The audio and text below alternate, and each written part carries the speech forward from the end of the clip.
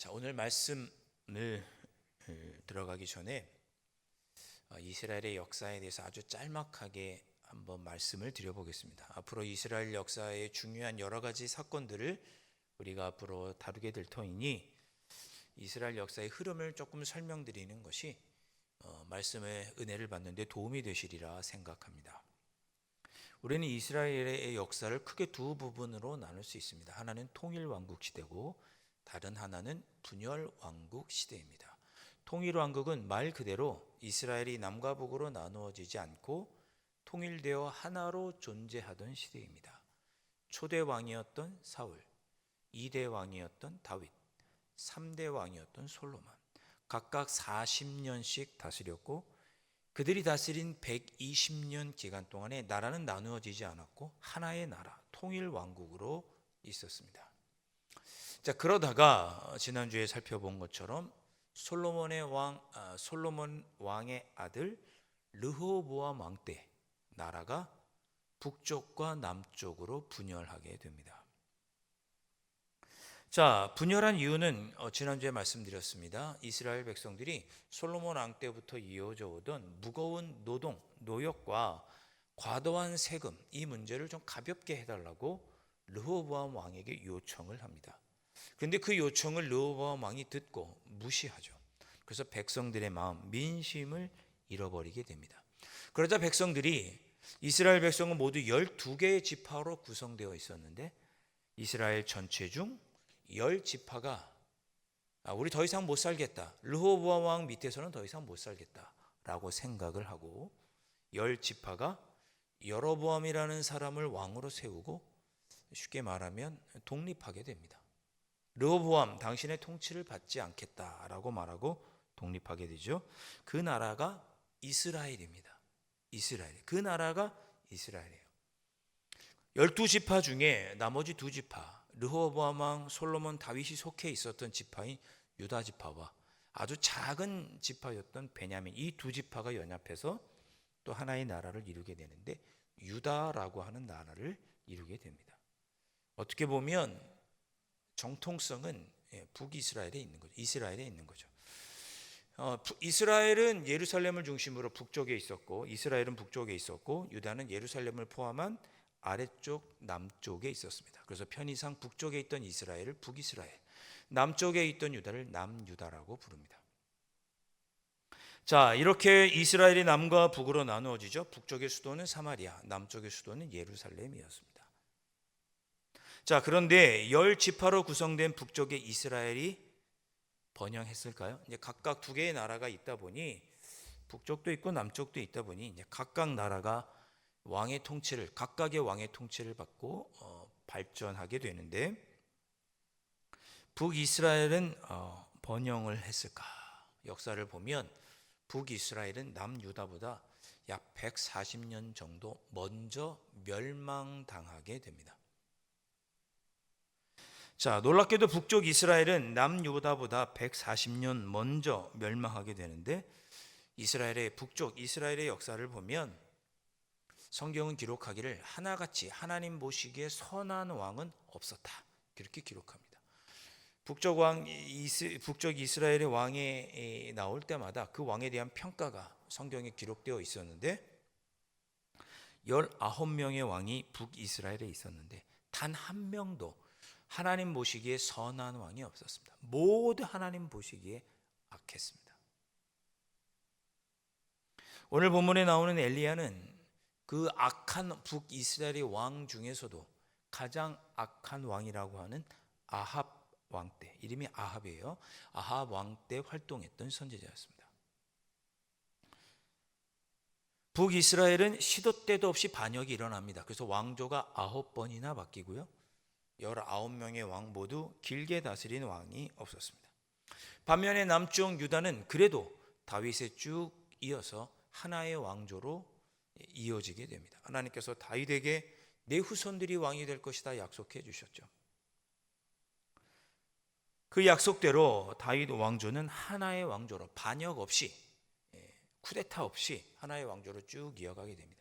그러나 결국 남유다도 하나님 보시기에 악해서 멸망당하게 되죠. 자, 북이스라엘은 왜 남유다보다 먼저 멸망당하게 됐을까? 사실 여러분, 북쪽과 남쪽, 우리를 생각하면 남쪽이 더 풍요로울지 모르지만 사실 이스라엘은 북쪽이 더 훨씬 풍요롭습니다. 북쪽에 평야가 몰려 있고 남쪽은 광야가 몰려 있습니다. 북쪽 이스라엘은 비옥한 평야 그리고 항구도 있고, 여러분 생각해 보세요. 갈릴리 호수가 북쪽에 있나요? 남쪽에 있나요? 북쪽에 있죠. 북쪽은 물도 풍부하고 항구도, 수출할 수 있는 항구도, 무역항도 있고 평야가 발달했습니다. 훨씬 물질적으로 풍요롭고 발전할 가능성이 많은 쪽이 북이스라엘이었습니다. 그런데 남유다보다 훨씬 멸망했죠. 먼저 멸망당합니다. 그 이유는 하나님을 섬기고 따르지 않았기 때문에. 성경의 평가입니다. 북이스라엘은 따로 금송아지 제단을 만들고 거기서 바알과 아세라라고 하는 우상을 섬겼습니다. 단 한 명도 하나님을 섬기는 왕이 없었고 모든 왕이 우상을 섬기다가 하나님을 섬기지 않고 하나님의 뜻대로 살지 않다가 멸망당하게 됩니다. 지난 주일에 제가 말씀드렸죠. 르호보암 왕, 그가 하나님 모시기에 합한, 하나님만을 섬기고 하나님의 뜻을 쫓는 자였다면 개인적으로도 하나님께 매를 맞지 않았을 것이고 나라가 남과 북으로 분열되는 어려움도 겪지 않았을 것입니다. 그런데 북이스라엘은 첫 왕부터 끝까지 모두 하나님을 떠난 자들이었습니다. 하나님을 버리고 떠난 것이 성경에서 말하는 악한 모습이었고 북이스라엘의 모든 왕이 하나님을 버리는 악한 모습으로 일관했습니다. 그래서 멸망당했습니다. 글쎄요, 사람들은 어떻게 말할지 모르겠습니다. 다른 여러 가지 역사적인 사건들, 국제적인 정황들이 있었기 때문에 북이스라엘이 멸망했다고 말할지 모르겠습니다. 아수르라는 나라가 우리 세계사는 아시리아라고 되어 있죠. 바벨론이라는 나라가, 주변 나라가 강해지니 북이스라엘이 멸망한 거 아니냐. 그러나 성경은 분명히 말씀합니다. 하나님을 향한 신앙을 버리는 것은 악한 것이고 하나님을 버렸기 때문에 멸망하였다. 여러분 잊지 마시기를 바랍니다. 하나님은 좋은 분이시잖아요. 우리에게 좋은 것을 주시는 분이시죠. 쉴만한 물가 푸른 초장으로 인도해 주시는 분이 우리 하나님이십니다. 그런데 그 하나님을 버리는 순간 우리의 삶에는 가시덤불과 엉겅퀴가 자라게 됩니다. 여러분 하나님을 붙잡으셔야 됩니다. 그것이 선한 것이고 지혜로운 것입니다. 성경은 분명히 가르쳐 주십니다. 하나님을 버리면 악한 것이고 멸망당하게 됩니다. 자, 그렇게 하나님은 북이스라엘 백성들이 악한 길로 가자 다짜고짜 그들에게 매를 때리시고 멸망시키신 것은 아니었습니다. 먼저 그 하나님을 떠난 이들이 다시 하나님께로 돌아오기를 바라셨습니다. 하나님을 떠난 이스라엘 백성들이 다시 하나님께로 돌아오기를 바라셨습니다. 그래서 하나님의 뜻을 전할 선지자, 예언자들을 보내시죠.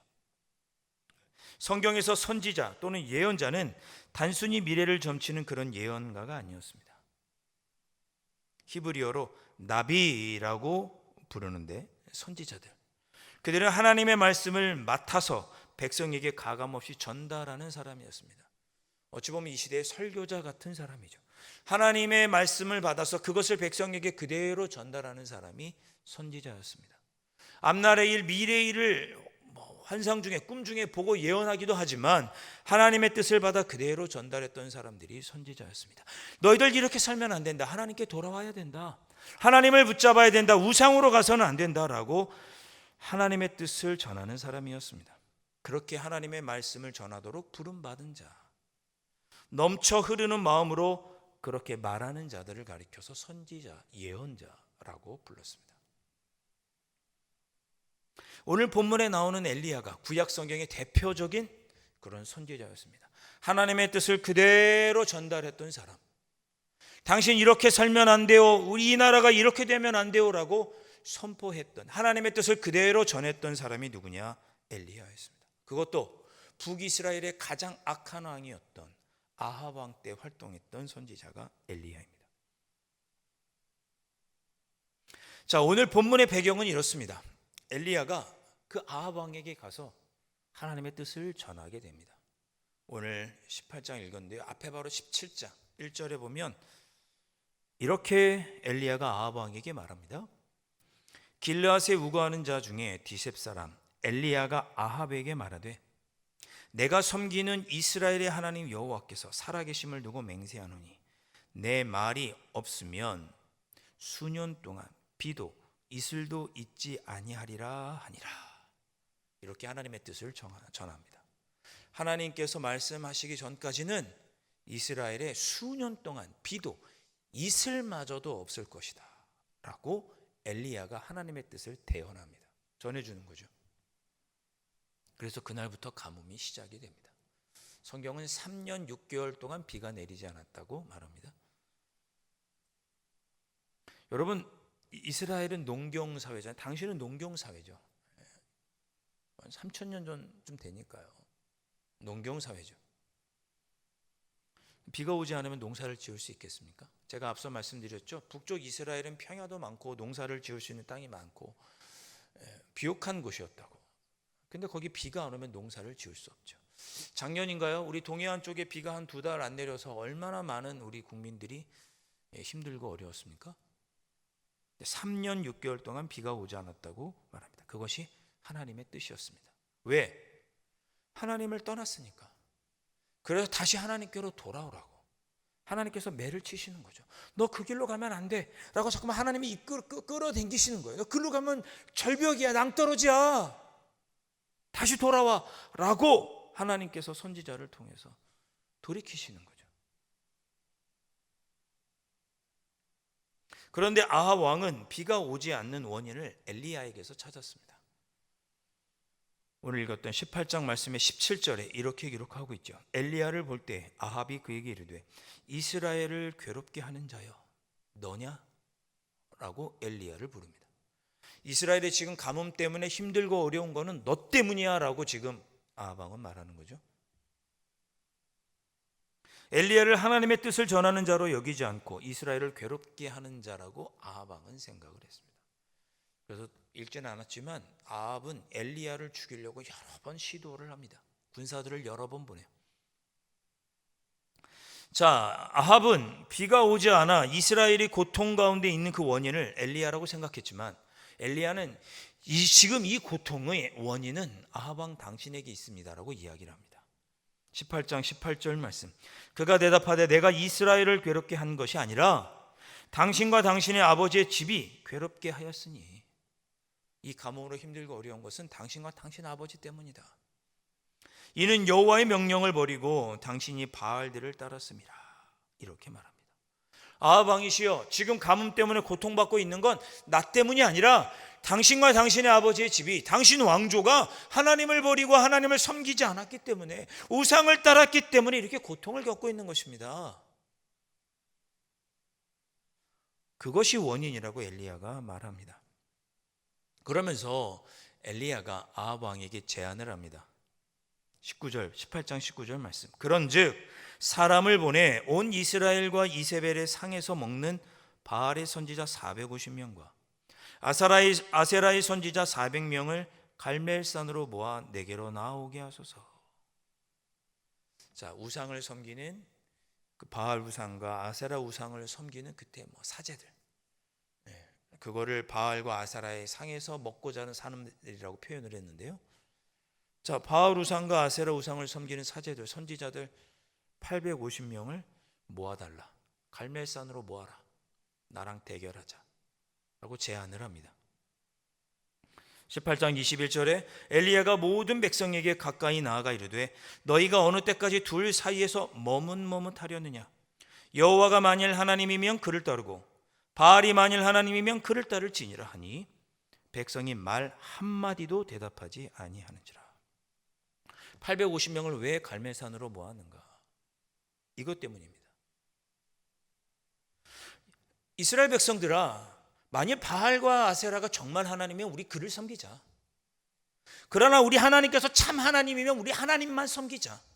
이럴 때는 바알 섬기고 저럴 때는 하나님 섬기고 이렇게 중간에서 머뭇머뭇하지 말고 양쪽에 다리 하나씩 걸쳐놓고 신앙이 있는 척하지 말고 어느 쪽이 하나님인지 우리가 확인하고 그 하나님만 섬기며 살자.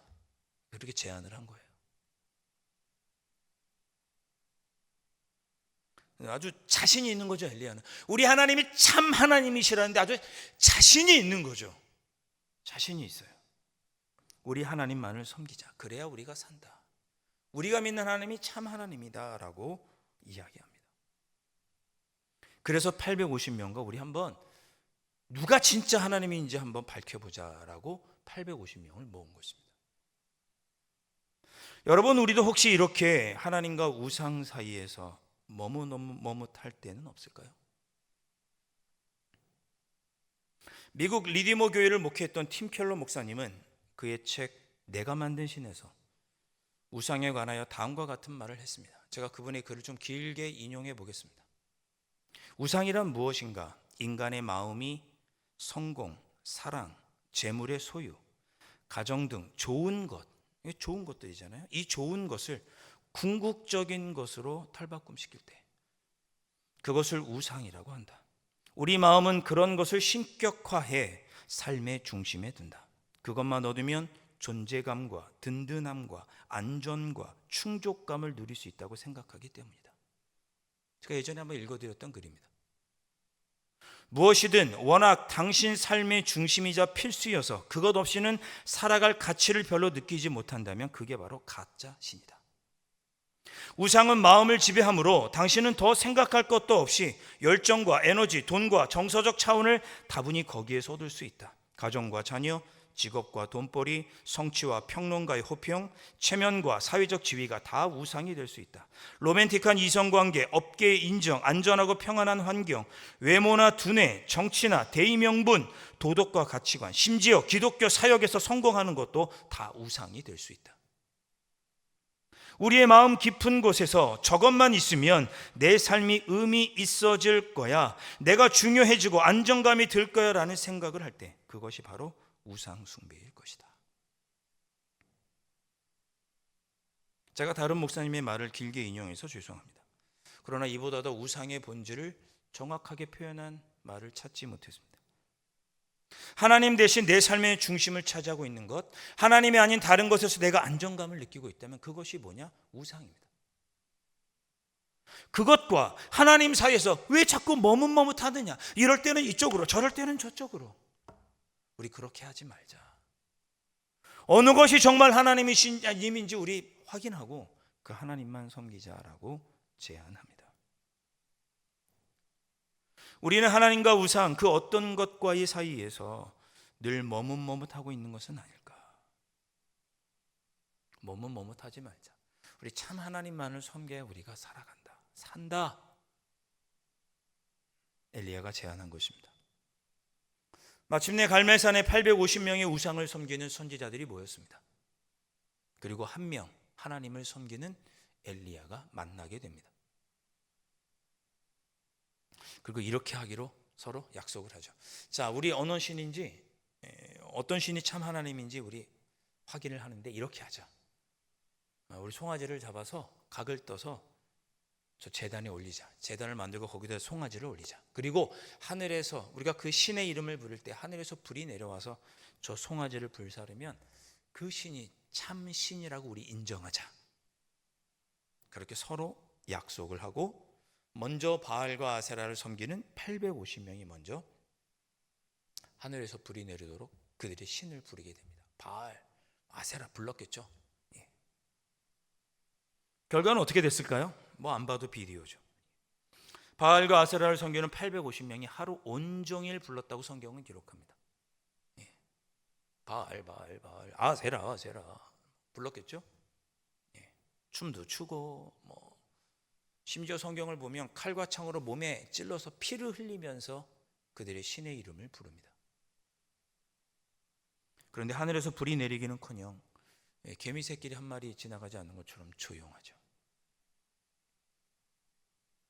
하루 온종일 아무 소리도 아무런 변화도 일어나지 않았습니다.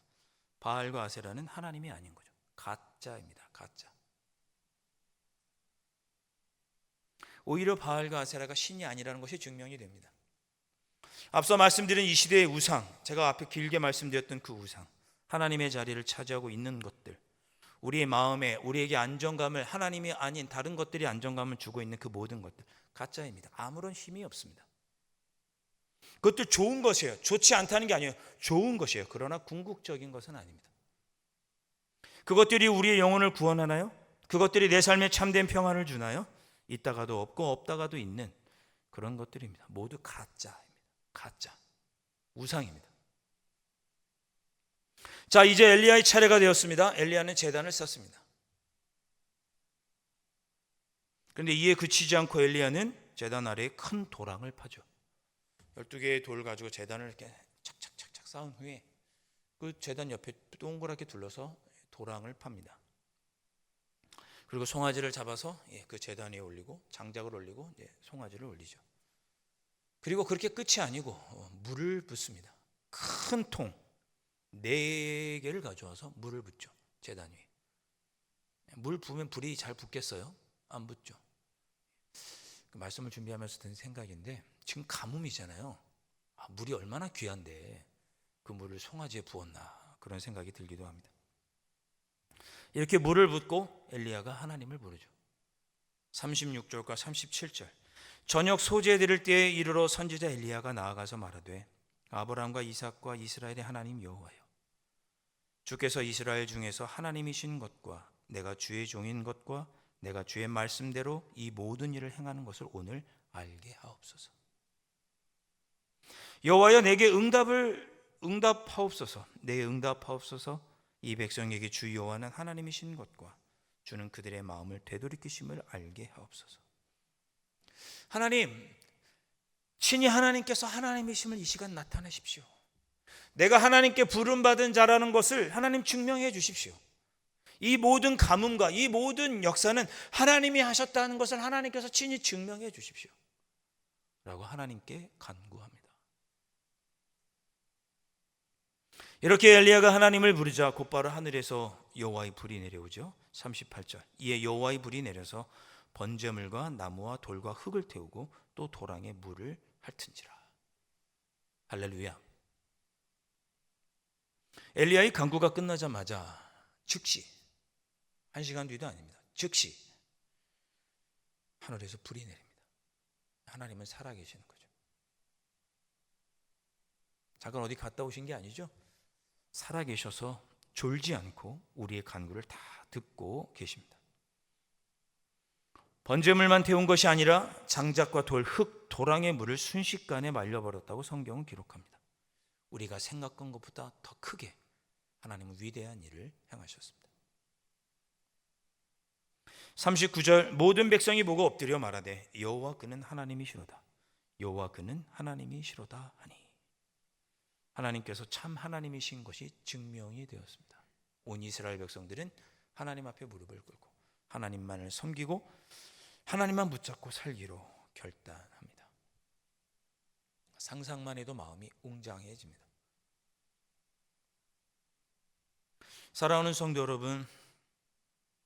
여러분 혹시 머뭇머뭇하고 계신 것 아닙니까? 우상을 하나님이라고 착각하고 계시는 것은 아닙니까?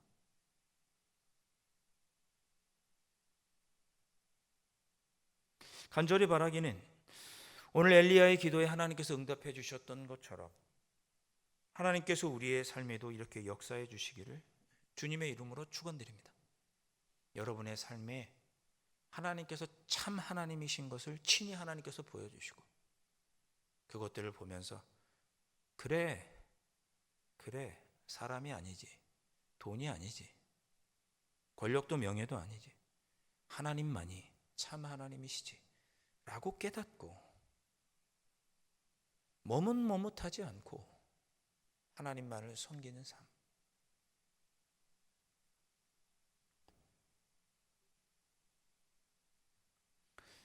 여러분에게 제안 드립니다.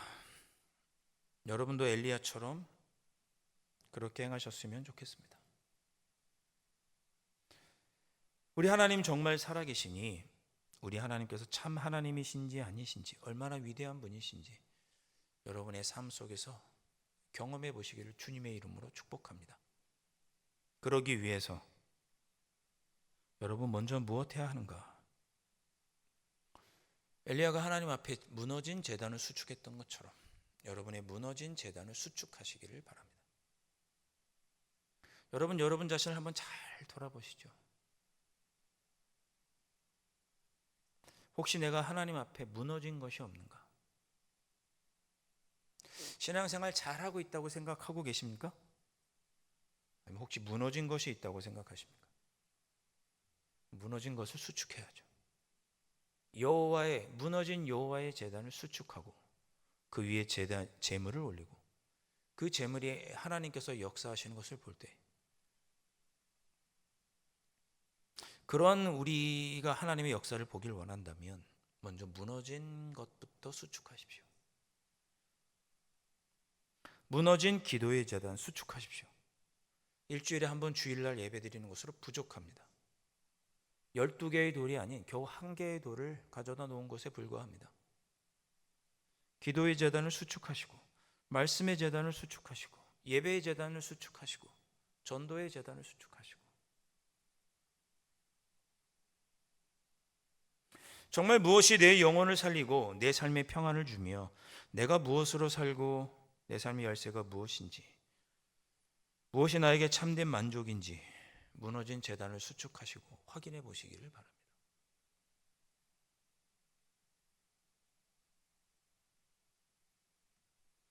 사순절 기간입니다. 영적으로 우리의 무너진 제단을 수축하는 절기가 사순절 아니겠습니까, 여러분? 여러분을 잘 돌아보십시오. 정말 하나님만 믿고 따르기를 원하는데 내가 중간에서 머뭇머뭇하고 있으니 하나님께서 살아 역사하심을 나에게 보여주십시오. 그러기 위하여 여러분의 무너진 제단을 수축하는 그런 절기로 사순절을 삼으시기를 바랍니다. 그럴 때 무너진 여러분의 그 자리에 머뭇머뭇하게 하며 세상에 주눅든 나의 발걸음이 무너진 여호와의 제단을 수축하고 하나님의 살아계심을 볼 때 발걸음에 힘을 얻고 하나님의 자녀로 살아갈 것을 결단하는 은혜가 우리의 삶 속에 가득하게 될 줄로 믿습니다. 무너진 여호와의 제단을 수축하시는 여러분들 되시기를 주님의 이름으로 축원드립니다. 기도하겠습니다. 주님, 저희들 혹시 하나님과 우상들 사이에서 자꾸만 머뭇머뭇하고 있었던 것은 아닌지 오늘 돌아봅니다.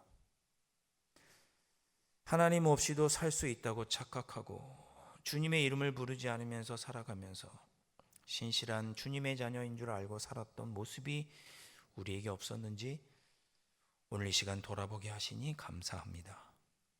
주님, 무너진 우리 여호와의 제단을 내 삶에 수축하고 우리의 삶에 역사하시는 하나님의 불을 보며 하나님만 바라고 섬기며 살아가는 저희들이 될 수 있도록 하나님 이 사순절에 저희들에게 역사하여 주시옵소서. 귀하신 예수 그리스도의 이름으로 간절히 기도하옵나이다. 아멘.